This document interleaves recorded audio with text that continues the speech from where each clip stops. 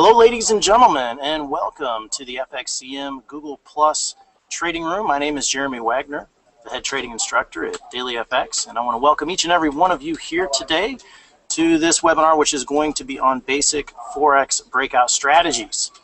And so with the sequestration that may be going on tomorrow of the budget here in the United States, we could have some market volatility over the next several weeks. And so this webinar is quite timely, I believe, and we will get going here in just a few moments. Now, before we move any further, I do need to make sure that we take care of this risk disclaimer. So we'll give you a moment to read this, and then we will get started with the webinar in about 30 seconds.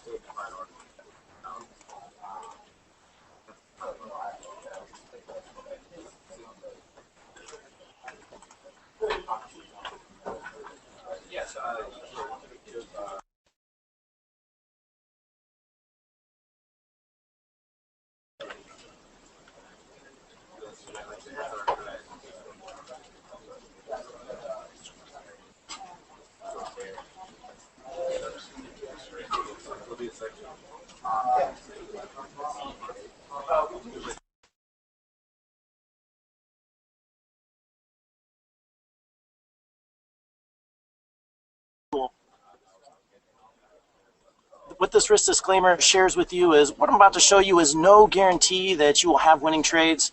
What I'm about to show you is no guarantee that you will be kept away from losing trades, and therefore it's important that you trade with risk-based capital. Risk-based capital is money which you can afford to lose. Also, since this webinar is meant to be educational in nature, of course, we're giving this webinar without specific regard to your objective or financial situation. So therefore, make sure that you view this webinar from an educational perspective. It's meant to help you become a better trader.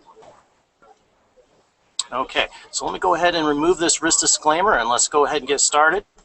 Again, my name is Jeremy Wagner of the Daily FX Education Team, and we're going to get going here on this basic Forex strategies or basic breakout strategies for Forex trading. And there's a couple other house cleaning items I need to take care of. So let me go ahead and share my screen with you real quick. Just a moment.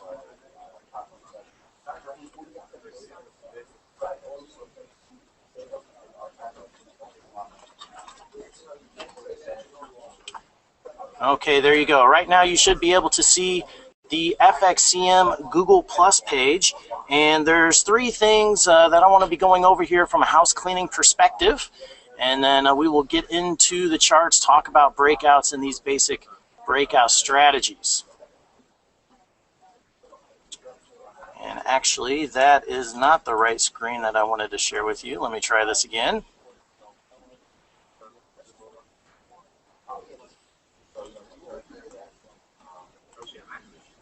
There we go. Let's try this again. Okay, here we go. You should be able to see the FXCM Google Plus page, and there's three things that I'm going to show you here. The first one is we do several live webinars, and we are going to start doing some webinars at this very location. So as we go along, if you find that you like the webinar that you're seeing here, we just simply invite you to go ahead and give us a +1. For those that are familiar with Facebook, that is like saying, I like this comment or I like this post. Giving a +1 is like giving your thumbs up to the webinar, to FXCM, and to the content that we are providing you. So I'm going to go ahead and press +1 to illustrate this for you. The second thing I want to go over as well is, since we do several webinars at this location, we have a few planned out over the next several weeks. One way that you can keep in touch with us is to follow FXCM and make us a part of your Forex circle. So simply what you do is you see a follow button, and this is when you're logged inside of your Google Plus account, and then you just simply come down here. Now I've already got a Forex circle created. Now if you just logged into Google Plus for the first time, you're just simply going to see friends, family, and acquaintances, maybe have other types of circles out there. So you might need to create a Forex circle. And to do so, you would just simply left click where it says create new circle, type in Forex, And in this case, I've already got a Forex circle out there because I have both daily FX and FXCM, now FXCM, in my circle. And so I got Forex circle, and it's showing 2 of them out there. So what the benefit to you of including us within your Forex circle is that as we do future webinars, you will automatically receive an email when we get these webinars scheduled. So you don't have to stay tuned to the computer or watch us via Twitter to find out what's coming up within our Google Plus Hangouts and future broadcasts that we plan on doing. Now lastly, one last important item: if you're wanting to chat with me throughout the course of this webinar, you will need to be logged into your Google Plus account. Now if you don't have one, hey, no worries, there's no charge for it. But if you are wanting to make comments or post any comments into the chat box, what you're going to need to do is sign into your Google Plus account. It's free, and then that will allow you to comment to the room. And if you don't want to do so, that's fine. You could just simply watch the video. Okay, so let me get this off of the screen, and let's go ahead and get started and dig right into the charts. Just a moment.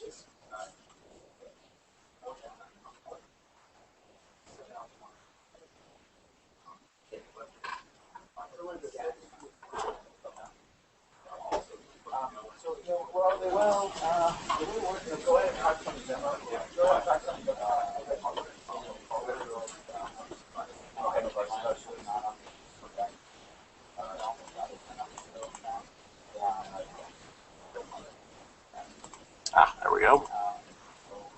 Sorry about that, ladies and gentlemen. User error on my part. So here we go. You should be able to see my screen now, which is currently located on the pound CAD currency cross rather. And what we're going to be talking about in this webinar: basic Forex breakout strategies. First of all, I want to talk about what is a breakout. We're going to take a look at conventional thinking when it comes to trading, and then what a breakout strategy is going to do. We're going to show why it works, and we're going to use the price of silver to help illustrate that for us. And then what types of breakouts that we can implement, and what types of market conditions that we need to see when we are looking for breakout trades. And then we will dig into specific charts and identify some potential breakout opportunities on the horizon. So let me start off here with what conventional thinking is. So conventional thinking, you've heard it probably all throughout your trading career, even before you became a trader, maybe when you were a teenager or a young boy or girl. You may have heard the old mantra of buy low and sell high. And so the conventional thinking is that we identify a level of support, and you come down here and that's where you look to buy. So when the prices move higher and reaches resistance, then at that point, that's where you look to sell. It's a buy low, sell high type of mentality. Well, breakout style of trading, believe it or not, is the exact opposite of the conventional style of thinking. In a breakout style of trading, we're not looking to buy at support. We are looking to sell at support. Okay, so here I've drawn 2 black lines here. The upper black line represents resistance. The lower black line represents support. And in a breakout style of trading, we're looking to sell below support, and we're looking to buy above resistance. So it is the exact opposite of buy low, sell high. In essence, we are wanting to buy high and then sell even higher. That's the way that the strategy works, generally speaking. And you may be wondering, well, why in the world would somebody want to do that? That seems ridiculous. How could it possibly work? And the reason that it could work is because the financial markets operate a little bit in a different environment than what you may see for other commodities. So to illustrate this, I want to take a look at the price of silver, okay? Now, I've got 3 kids at home. They're young kids. They like to eat cereal for breakfast. Of course, they like to drown their cereal in milk. Seems like we go through a gallon of milk every other day. So let me first start off with purchasing milk at the grocery store. Now, a gallon of milk may cost about $2.75 right now. And when we go to the grocery store, if that gallon of milk all of a sudden seems to cost, oh, let's say $2, then, or maybe even $1.50, well, at that point, we could buy 2 gallons of milk for the same price that we could buy 1 gallon of milk previously. And then my wife and I get excited because we drink the milk, so we go ahead and we buy more milk at the cheaper price. So as we buy more at the cheaper price, well, then eventually, you know, prices will move higher because you have more buyers at that lower price level. And there are similar dynamics in the financial markets, but there's one pivot to it.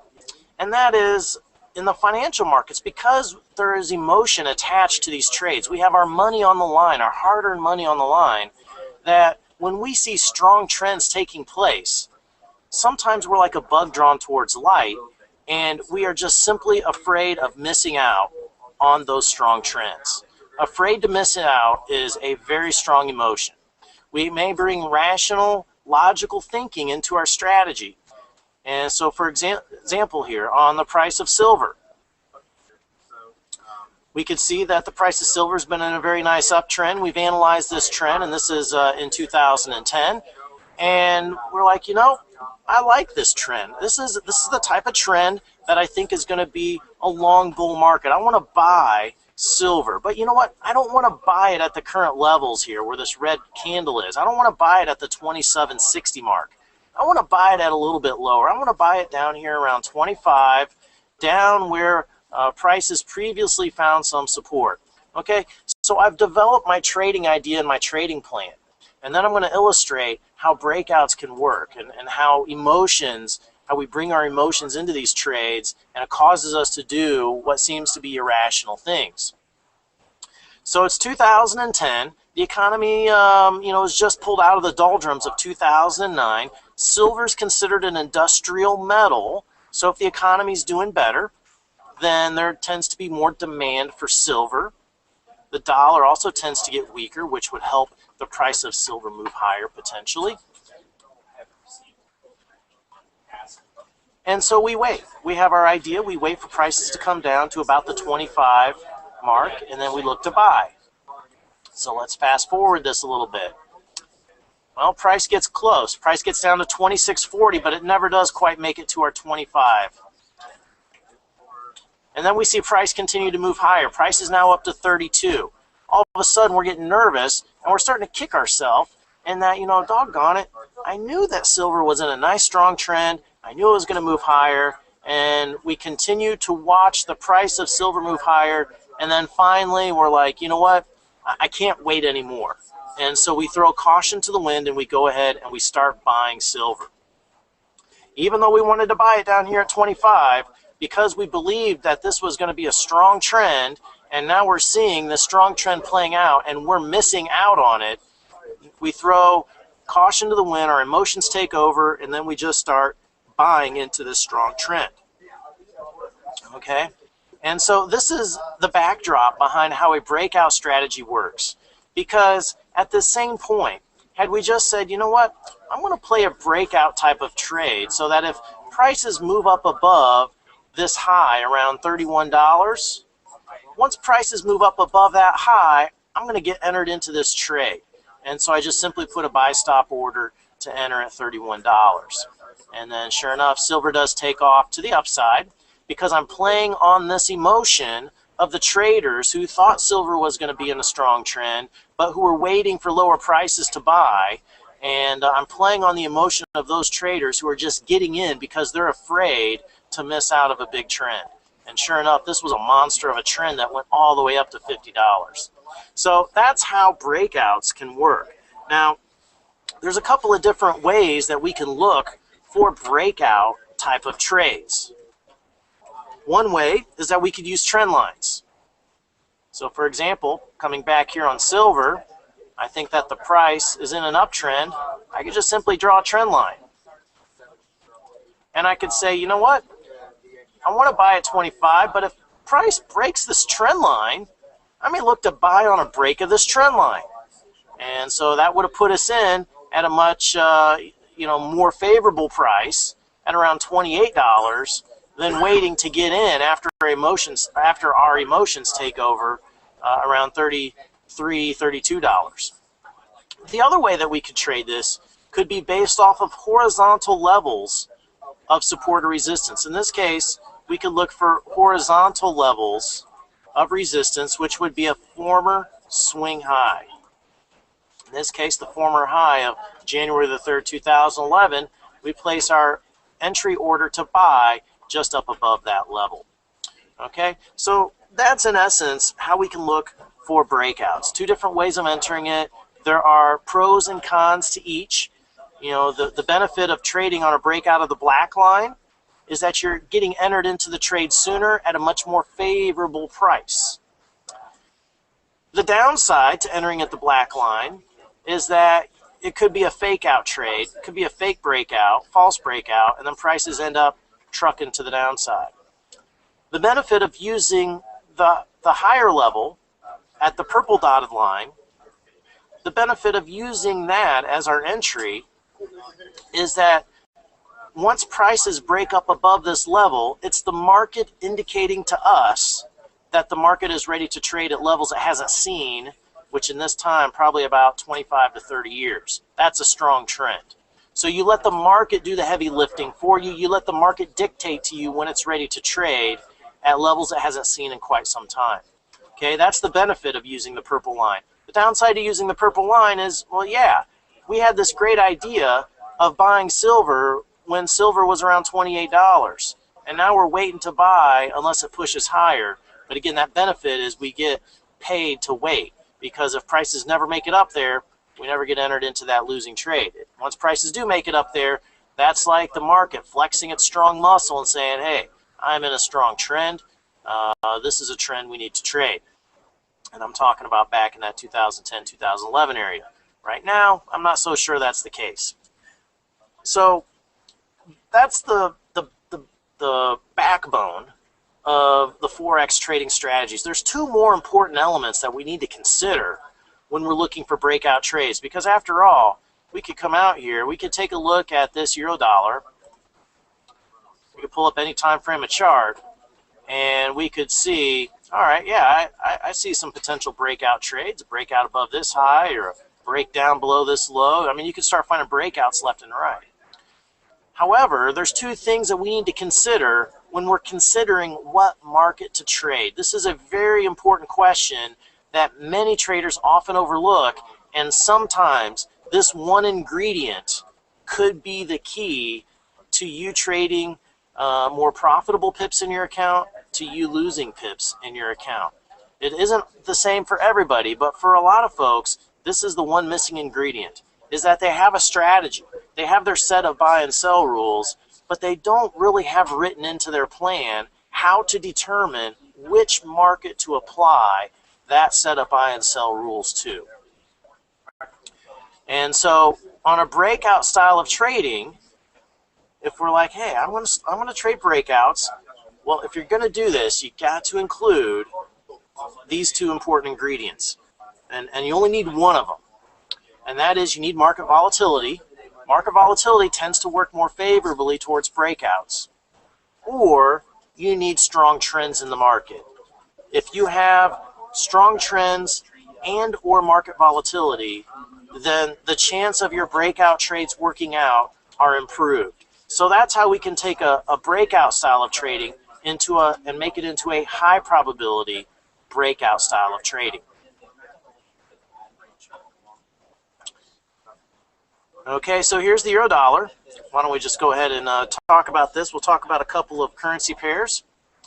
And, you know, again, there's two different styles to trade breakouts. We could trade breakouts on a trend line break. So here I have this upward sloping black support line. And once prices broke this upward sloping black support line, we could use that as our signal to go ahead and enter short.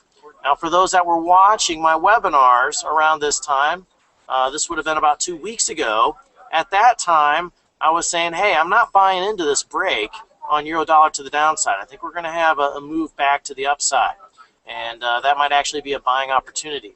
Well, I was right for maybe a couple of days, and then the market proved me wrong and ended up doing a more forcible break to the downside of that black line.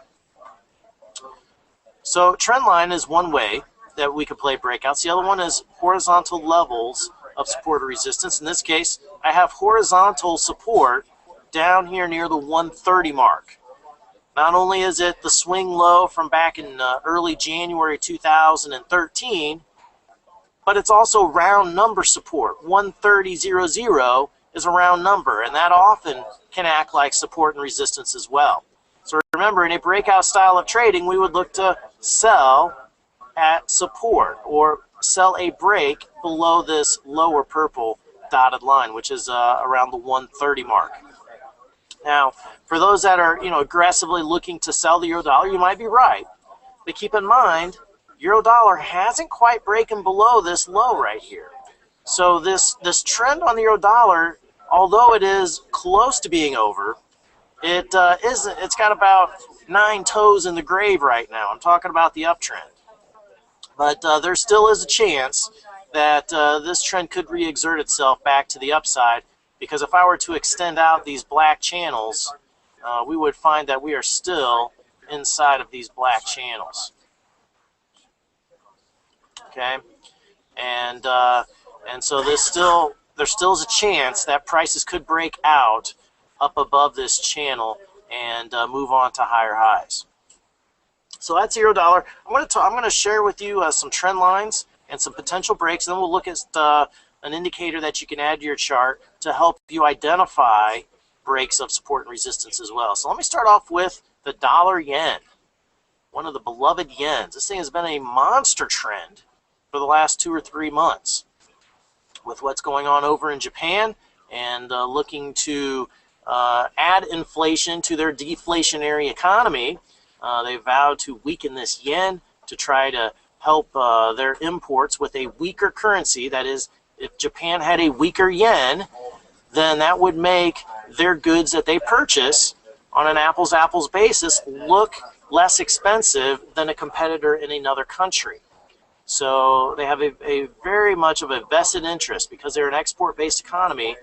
Japan has a vested interest in wanting to maintain a weak currency. And so the new Prime Minister Shinzo Abe has come out and says, hey, I'm going to do whatever I can to help create inflation. And the downside of having inflation created is that means that the interest rates that they would be paying for stuff would go up. And for an economy that's aging, and you start taking bonds and having higher interest rates, well, that means the value of those bonds are going to decrease. So, there are some negative ramifications for creating inflation in a very much of an aging economy. So taking a look here at the dollar yen, I've got a support line going from the lows of mid-November 2012, connecting common lows, and then that sell-off we saw on Monday, ladies and gentlemen, that sell-off we saw on Monday, it came down and it simply tested this line. It's bounced off of it a couple of times. So this is an important line that the dollar yen has found. So there's a couple of things we could do here. If you think the dollar yen is going to continue moving higher from current levels, well, you could use this line as a means to buy. However, if you think because we've come down and poked on this line 3 times to be exact, the more times the line gets touched, the weaker it becomes. And it's like waves crashing up against the sandy beach. If you built a sandcastle on the beach, as the waves crash up against it, the first wave might not knock over the sandcastle. It's the second, it's the third, it's the 10th wave that crashes against the sandcastle that eventually tears it down. That's the same thing with trend lines. The more they get touched, the weaker they become. And that's because more people start to notice them, and the market is going to try to fool the most amount of people most of the time. So anyway, we could simply look for a breakout below this line. So our line is currently around the 91.50 level. We could just simply look for a break below this line and use that to enter in a trade if you think that the dollar yen is going to continue lower. As for me, I'm not quite sure what the dollar yen is going to do around these levels, but a break lower is probably going to see some type of a reaction to the downside. I think the stock market here is acting like it's going to want to keel over within the next couple of days.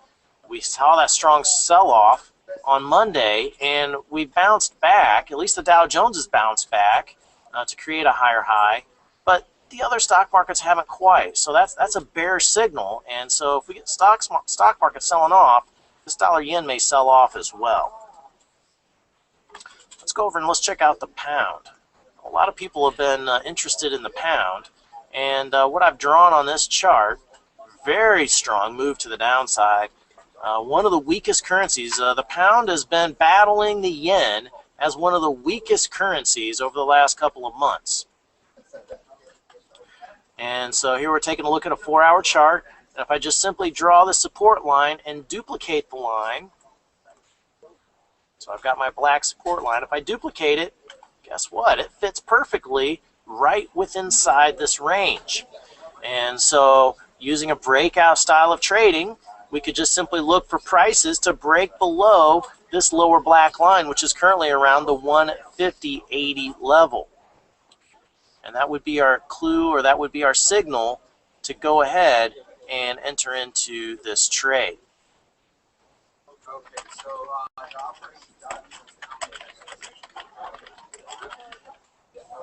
and then as far as the stop loss goes, this is a 4-hour chart, so you could place a stop loss just up above this swing high, so that would be around the 52.20 mark, maybe about 140 pips of stop loss.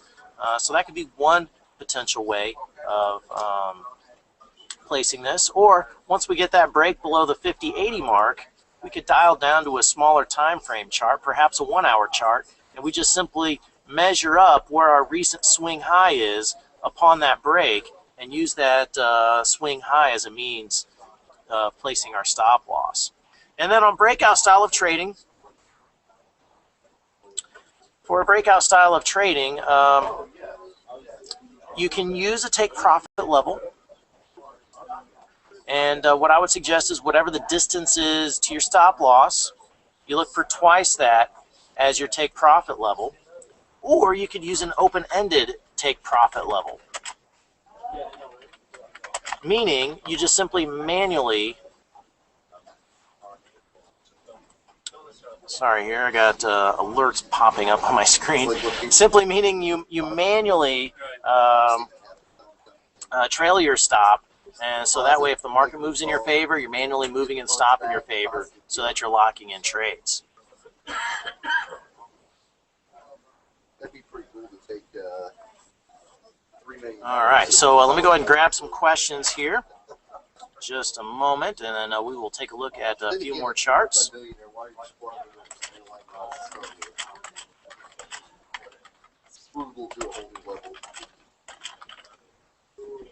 So we got a question here that says, how do we prevent from being caught in false breakouts? And that's a good question. And this gets back to what I was stating earlier, in that there's a couple different ways you can enter trades, but there are a couple of ingredients that many traders overlook. And many times, these ingredients, when you mix them into your recipe of a trading plan, these ingredients can make a big difference on your account. Again, let me review those ingredients. When you're looking to trade breakouts, obviously you want to try to prevent false breakouts as much as possible. And so one way to prevent false breakouts is to trade breakouts in a high volatile environment. Okay, if the market is being volatile, that means support and resistance levels are less likely to hold.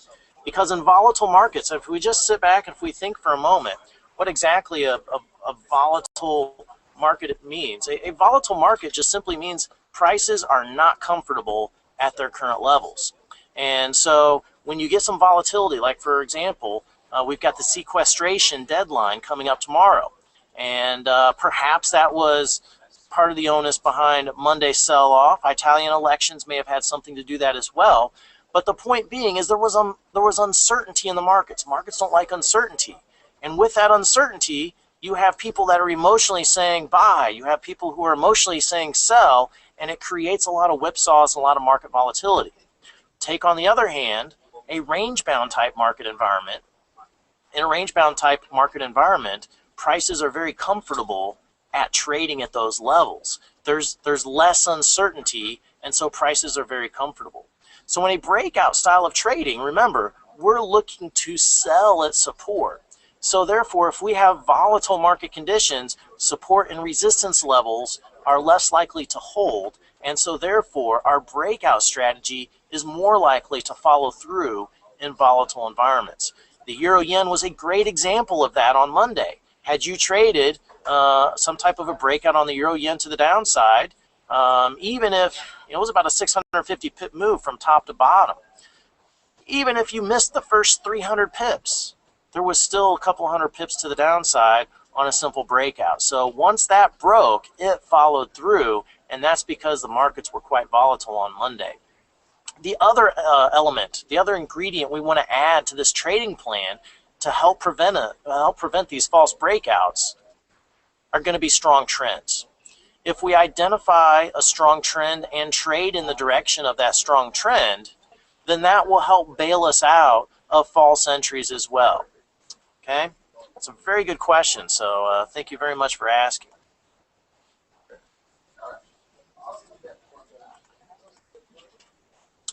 Let's go ahead and get it back on the charts here.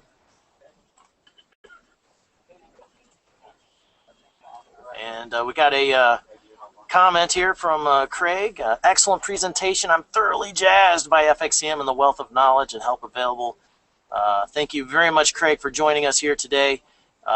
We appreciate your kind words. And yeah, this is just the tip of the iceberg. I'm just one of several people that we have on board to help teach you about trading and how to trade the Forex market. So make sure you stay tuned. Make sure you include us within your Google Plus circle. That way you can be alerted of any future events that come up. So remember, once you log into your Google Plus account, let me share my screen on that real quick.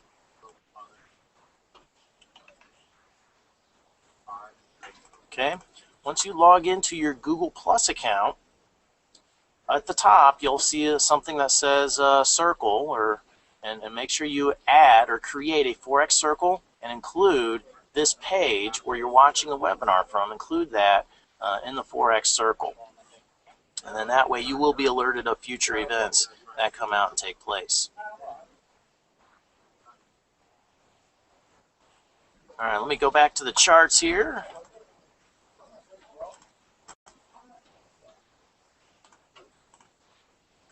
Okay. Oh, one other thing I want to go over with regards to trendline breaks, and then we'll take a look at some ways that can help you identify breakouts. Maybe you're new to Forex, you haven't traded breakouts quite a bit, and here, this is the dollar CAD, and I haven't tweeted this out a whole lot, but I have certainly been watching it. And the Canadian dollar has been incredibly weak. This is an interesting pair that has been on my mind, but I'll admit I've been a little foiled on exactly how to trade it. But nonetheless, if we go back to 2011 and take a look at this downward sloping resistance line, there's touch number one, touch number two. I draw my resistance line. Well, prices broke up above this late last week. And one of the things, when you're looking at trend lines and you see, oh my goodness, I missed this trend line break. Well, many times, what was resistance, prices may come back and it may act like support in the future. So notice that when prices broke above this black resistance line, eventually prices returned and it bounced off of it because this black resistance line became new support. And boom, we're pushing higher. So one way that you could trade the dollar CAD, if you think that the volatility that we're going to experience tomorrow is going to be negative for the economy, one thing that you could do is you could look to buy the dollar CAD. And it's broken out, it's bounced off support. This is a very technically clean pattern to the upside. You could just simply look for a break up above today's high, and you could use that as your entry. Place your stop loss just below this recent swing low. So that could be certainly one pair to watch out for. I got a question here, what's the best pair to trade for possible breakout? The dollar CAD would certainly be one of them. Also, the Japanese yen, I mentioned that a few moments ago. Maybe not so much the dollar yen, but maybe a currency pair like the euro yen might offer it, might offer up an opportunity to trade. I like the Australian Japanese yen cross pair. The reason being is that the Australian Japanese yen tends to have a correlation to the stock market. So if you think it's going to be a negative volatility that comes as a result of the sequestration, and the stock markets may sell off. Well, if you take a look at the Aussie yen, the Aussie yen historically has a correlation to the movements in the U.S. stock markets. And I wrote about this a couple of weeks ago. Actually, it's probably about a month ago. And that stocks were near resistance, but until we broke below this upward sloping black line, we cannot say for sure that the high is in place.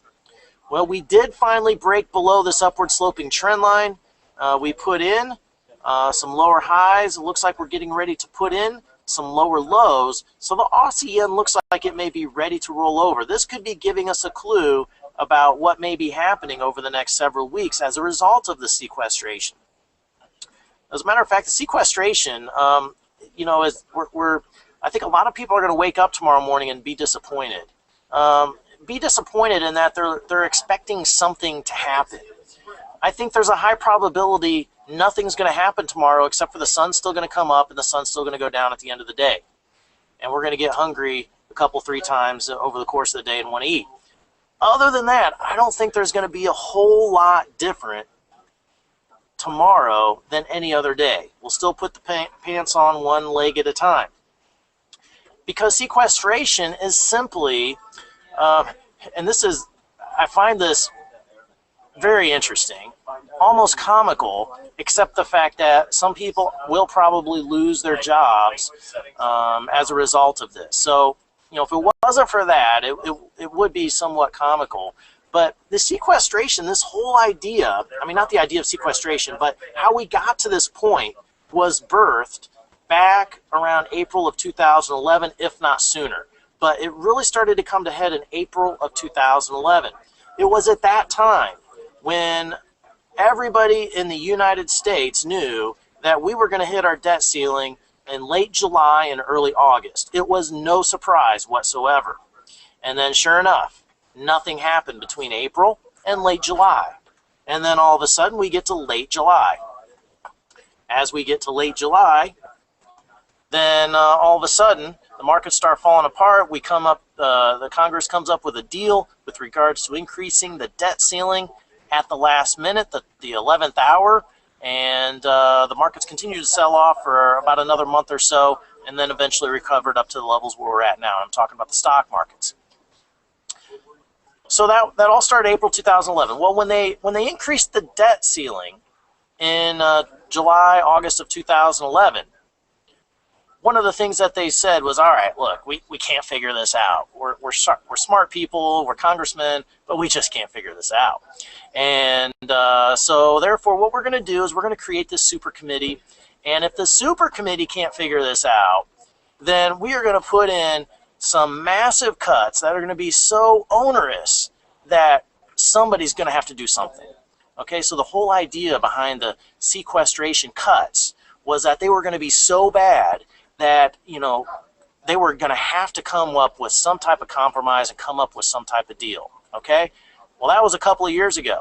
And our Congress people have done an outstanding job of kicking the can down the road, because here we are almost 2 years later, and they've done almost nothing with regards to it. So 2 years ago, it was these cuts were going to be so onerous that somebody would have to do something. And now it's almost like neither of them want to do anything. It's almost like they're playing a game of chicken with one another, and I'm talking about both sides of the aisle. So that's what I find interesting about the situation, is how 2 years later, we're jawboning that we need to do something about it, but as far as real action that's coming to play, it doesn't seem that it is taking place. But nonetheless, let's get back here to the charts. And let's follow up here with regards to the Aussie yen. It tends to have a correlation to the stock markets. And the Aussie yen's looking weak. The Aussie looks like it could move lower. If we get that break on the US dollar Japanese yen, that could also send this Aussie yen lower as well. Got a break in the line. Maybe it'll come up. Actually, this looks like very good resistance level around 95 that we hit. I just noticed this. Okay, remember on the dollar CAD how I mentioned what was support acts like new resistance. Well, for the dollar CAD, what was resistance acts like new support. Well, here on the Aussie yen, what was support is acting like new resistance. Okay, so that prices were supported there, prices were supported there. Boom, we had our break, and then after our break, we're coming back and we're giving a test to this 95 level on the Aussie yen. So what we could look to do here is we could look to initiate a short trade and look to sell this further. You could do it on a retracement strategy up here near the 95 level, or what we could do is we could dial down to a smaller time frame chart, let's say like a 1 hour chart.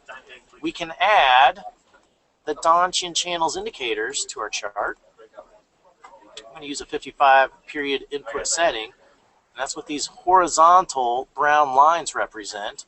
And so in this case, if price breaks below this lower line, then I'll use that to initiate my sell. So 1 pip below the lower line is where I sell a breakout.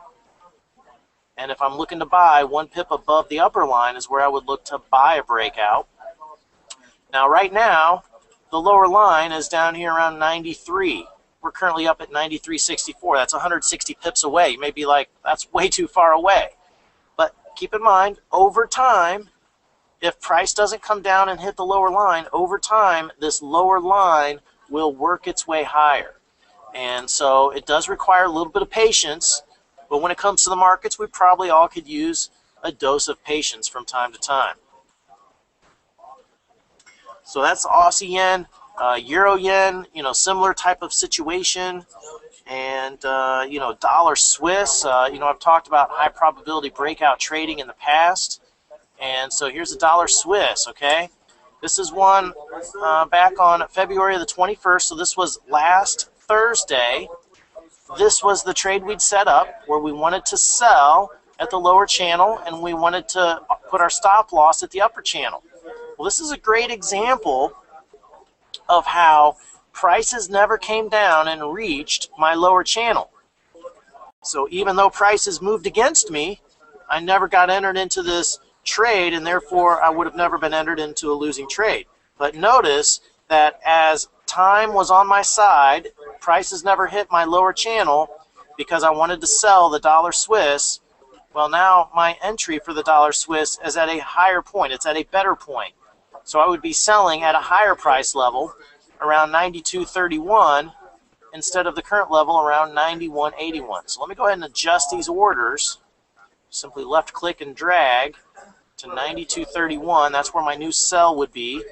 That would be 1 pip below the low. And let me adjust this stop loss up here as well. That's going to be just up to where this brown line is. I know it's probably kind of hard to see. There we go. See if that thickens it up. But my brown line just moved up on this most recent 2-hour candle. And so that's where the stop loss would be placed up there. And if the dollar Swiss continues to move higher, well, then I'll never get entered into this dollar Swiss sell trade, which means even though I was wrong on the idea, I would have been kept away from a losing trade. So again, what are the best pairs to trade for possible breakouts due to tomorrow's sequestration? I think Euro yen, Aussie yen, dollar Swiss might be a possibility as well. So Euro yen, Aussie yen, if it's good news or bad news, I think the Euro yen and the Aussie yen could help you out in that regard. If we're talking about good news, I think dollar Swiss to the downside on good news would be good.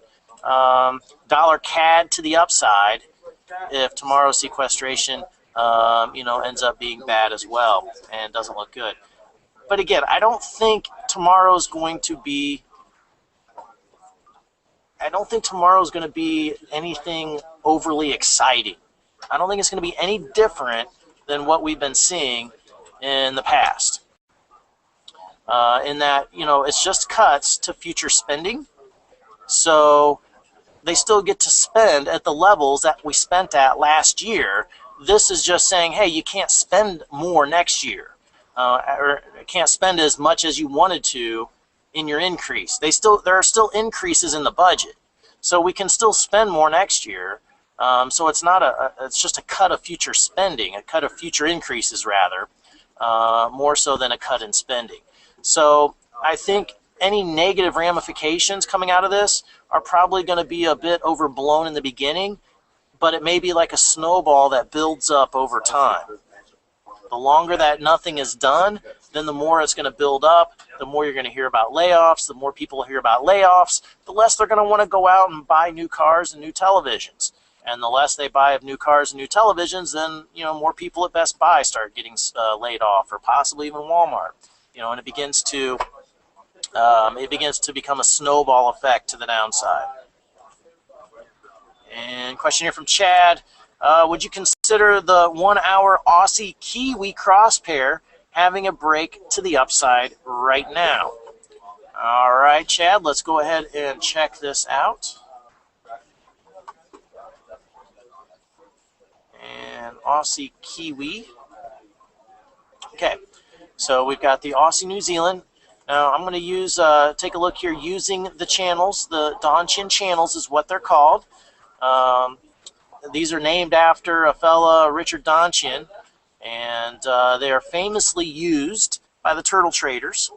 So if you know anything or have heard of the turtle traders, yes, they used a strategy using the Danchin channels. It's a very simple way of framing the charts and helping us identify levels of support and resistance and entry and potential exit points. So here's the Australian-New Zealand cross pair.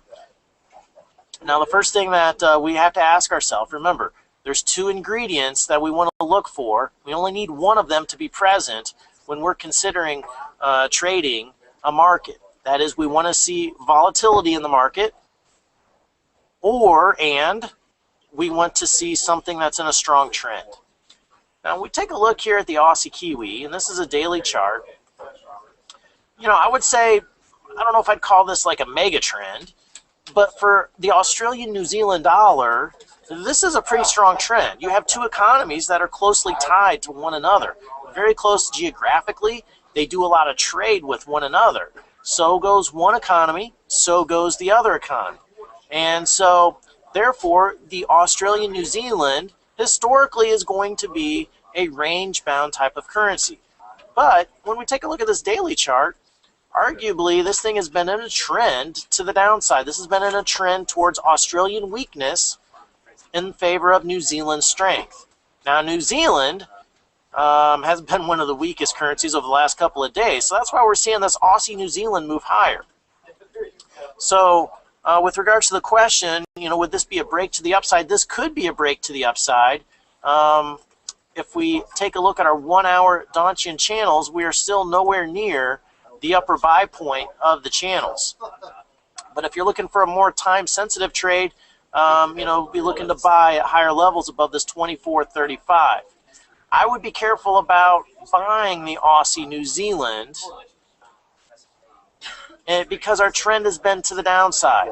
You might get rewarded, you might be correct on the trade, but the trend is clearly to the downside. Why is it important that we trade in the direction of the trend? Because there are more pips to be made in the direction of the trend than there is against the direction of the trend. All right, let me illustrate this for you real quick, since we just have a couple of minutes left. And for that, I'm going to use the pound Aussie as an example because it tends to exaggerate its trends. It has fairly clean trends, so let me go back in time. Okay, if we take a look at the Euro Aussie here, 2009, 2010, this was obviously in a very strong trend to the downside.